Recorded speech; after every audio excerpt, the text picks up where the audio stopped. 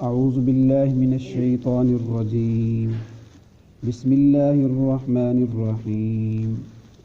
یا ایہا الذین آمنوا اجتنبوا کثیرا من الظن ان بعض الظن اثم ولا تجسسوا ولا یغتب بعضکم بعضا صدق اللہ العظیم۔ اس آیت کا ترجمہ یہ ہے، یا ایھا الذین آمنوا، اے ایمان والو، اجتنبوا کثیرا من الظن، بہت زیادہ گمان کرنے سے بچا کرو، ان بعض الظن اسم، کہ بعض گمان ایسے ہوتے ہیں جو اللہ کے ہاں گناہ ہیں، ولا تجسسوا، اور لوگوں کے عیب بھی نہ ٹٹولا کرو، ولا یغتب بعضکم بعضا، اور تم میں سے کوئی کسی کی غیبت بھی نہ کرے۔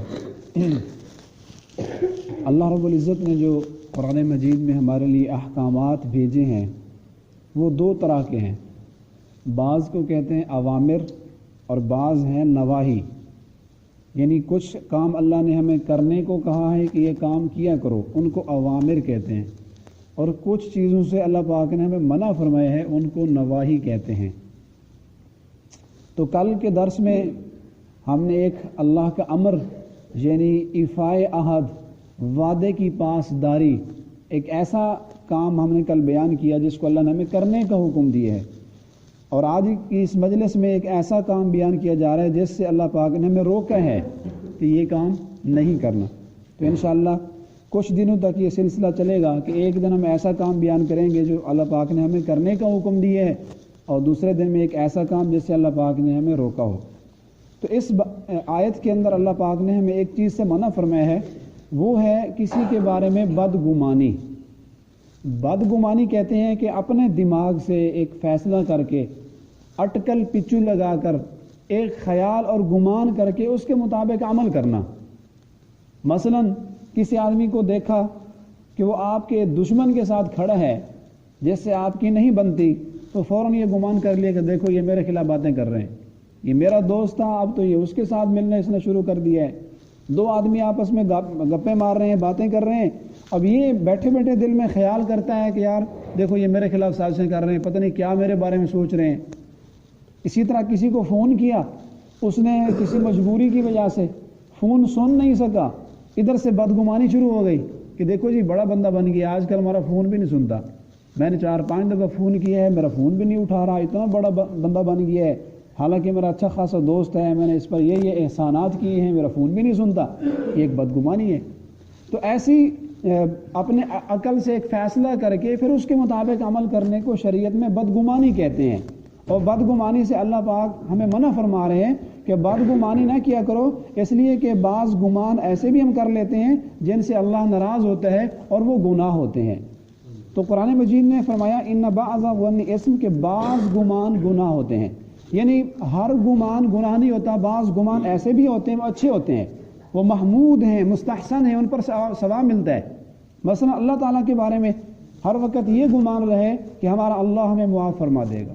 میں نے جتنے بھی گناہ کیے ہیں اللہ سے اچھی امید ہے کہ اللہ مجھے آخرت میں معاف فرما دے گا۔ جیسا کہ ایک روایت میں بھی آتا ہے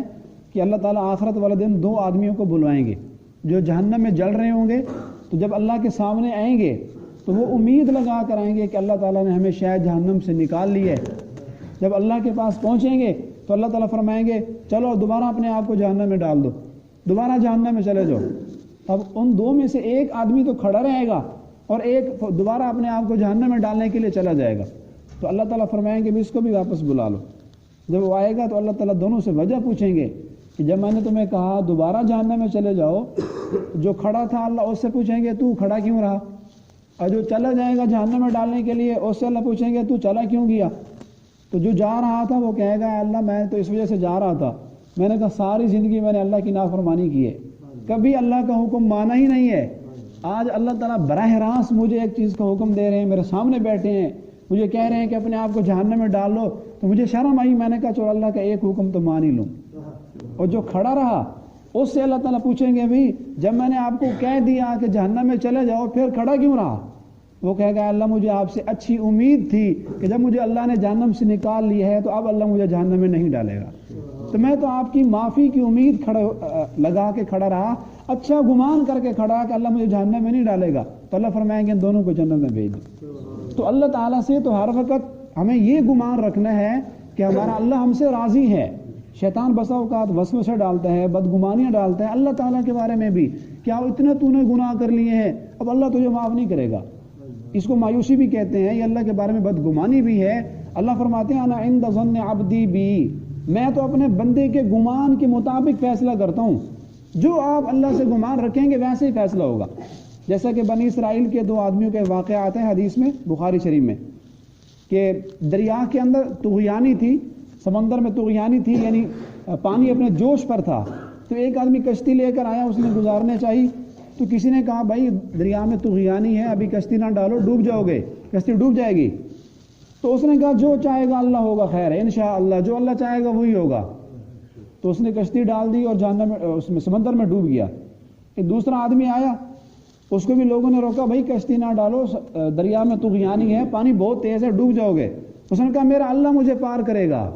تو حدیث میں آتا ہے وہ پار ہو گیا۔ اب ان دونوں آدمی میں فرق کیا ہے؟ ایک آدمی نے کہا جو اللہ چاہے گا، تو اللہ نے کہا میرا فیصلہ یہی ہے کہ پھر آپ کو میں پانی میں ڈبو دوں گا، اور دوسرے نے اللہ سے یقین رکھا، حسن ظن رکھا کہ نہیں میرا اللہ میرے سے راضی ہے، اللہ مجھے پار کروائے گا، اللہ نے اس کے گمان کے مطابق فیصلہ کیا اور اس کو پار کروا دیا۔ تو حدیث میں آتا ہے حسن الظن من حسن العبادہ،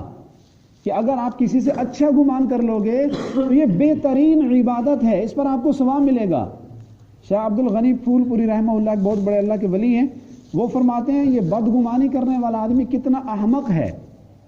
کہ حدیث میں آتا ہے کہ جو آدمی کسی کے بارے میں بدگمانی کرے گا تو اللہ خود قیامت والے دن مقدمہ دائر کریں گے اور اس بدگمان کو کہیں گے کہ تو نے جو یہ بدگمانی کی تھی اس پر دلیل دے، اس پر گواہ پیش کر، تو نے جو فلاں آدمی کے بارے میں یہ فیصلہ کر لیا تھا کہ یوں ہے یہ برا ہے، ایک آدمی بات کر رہا تھا تو نے کہا نہیں یہ جھوٹ بول رہا ہے، اس نے کہا میں آؤں گا، تو نے کہا تھا نہیں نہیں یہ نہیں آئے گا مجھے پتہ ہے، تو نے جو بدگمانی تھی تیرے پاس اس کی کیا دلیل ہے؟ تو وہ فرماتے ہیں عبد الغنی پھول پوری رحمہ اللہ کہ یہ احمق ہے بدگمانی کرنے والا، اللہ کا مقدمہ اپنے گلے میں ڈال لیتا ہے کہ قیامت والے دن اللہ اس سے مقدمہ کر کے دلیل پوچھیں گے، وہاں کیا دلیل دیں گے اللہ کو؟ تو اگر اسی گمان کو یہ اچھا گمان کر لیتا کہ نہیں یار بہت اچھا بندہ ہے، میں نے کئی دفعہ اس سے معاملہ کیا ہے، اس کا لین دین اچھا ہے اور یہ ماشاءاللہ بات بھی سچی کرتا ہے، وعدے کا پابند ہے، نمازی ہے، اچھا بندہ ہے، یہ گمان کر لیں گے تو اس کو ثواب مل جاتا، لیکن بجائے ثواب کے اپنے گلے میں ایک ایسی بات ڈال لیتا ہے، ایسا مقدمہ ڈال لیتا ہے جو آخرت میں اللہ تعالیٰ نے اس کے بارے میں دلیل مانگنی ہے۔ تو اللہ پاک نے ہمیں اس آیت میں اس بدگمانی سے روکا ہے کہ جب تک کسی معاملے کی تحقیق نہ ہو،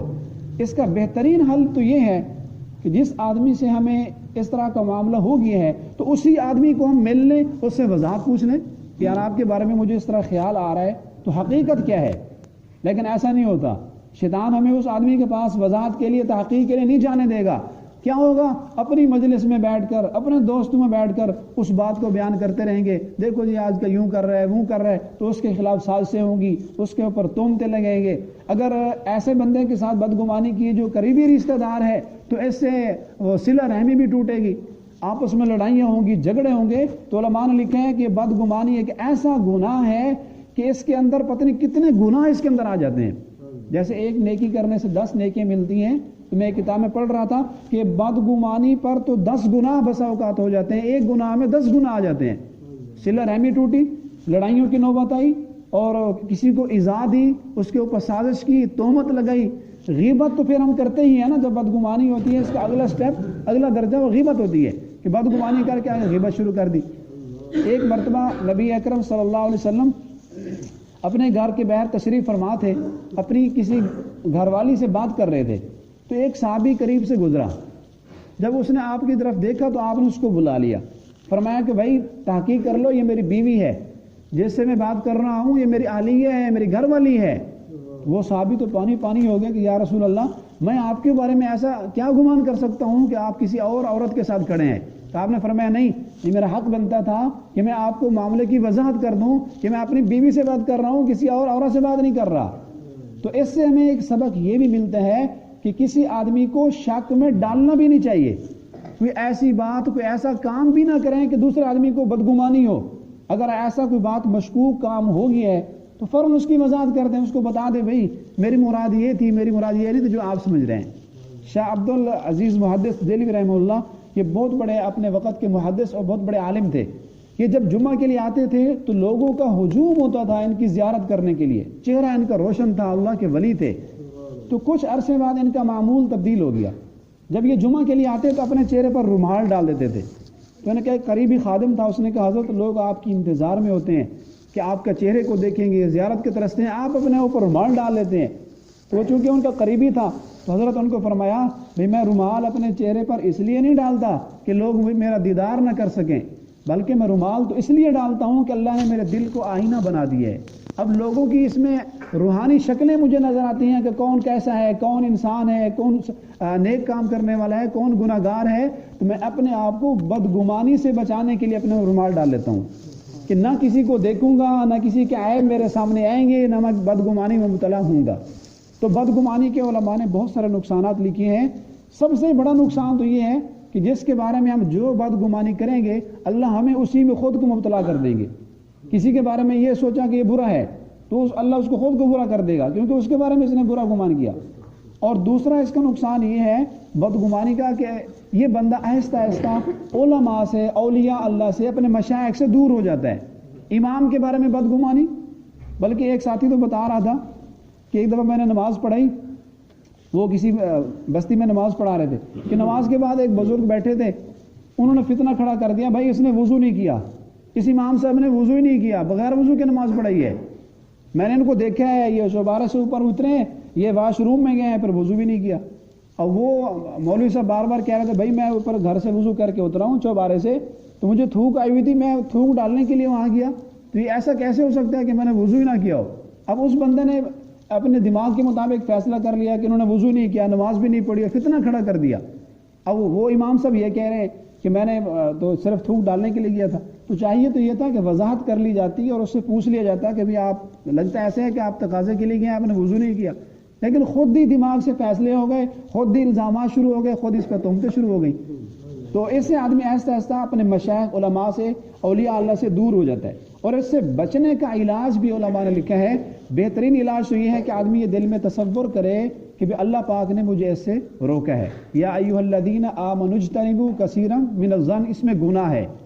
اور پھر یہ تصور کرے کہ اگر اسی گمان کو جب میں اس کے بارے میں برا سوچ رہا ہوں اس کو اچھا سوچ لوں تو حسن الظن من حسن العبادہ, یہ تو بہترین میرے لیے عبادت بن جائے گی. اللہ رب العزت سے دعا ہے کہ اللہ ہمیں اس زندگی گزارنے کے اصول پر عمل کی توفیق عطا فرمائے, بدگمانی کی بجائے اللہ ہمیں اچھا گمان کرنے والا بنائے. بسم اللہ الرحمن الرحیم. الحمد للہ رب العالمین والعاقبۃ للمتقین والصلاۃ والسلام علی اشرف الانبیاء والمرسلین. اللہم بک اصبحنا وبک امسینا وبک نحیا وبک نموت والیک النشور. اے اللہ ہمیں ایمان کی سلامتی عطا فرما. اے اللہ ہمیں تیرے نام سے صبح کی اور تیرے نام سے ہم شام کرتے ہیں. اے اللہ ہمیں عافیت والی زندگی نصیب فرما.